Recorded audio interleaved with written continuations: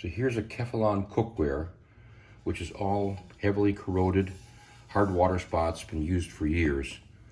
Let's take the metal pre-clean from Flitz and spray it on.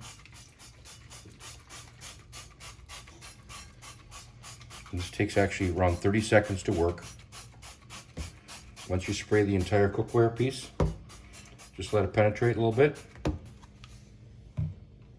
We'll take a nylon scrubby and some water. Just give it a little bit of agitation.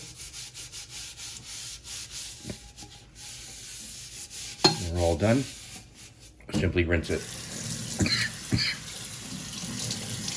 One thing with this product, you need to rinse it very well. That way it stops working. As soon as the water hits the cookware, the pre-clean is totally neutralized. So wash the inside, make sure there's nothing in here. And here you have a piece of cookware that's totally restored, just like the day it was purchased. How do you like that? That's the same Calphalon cookware.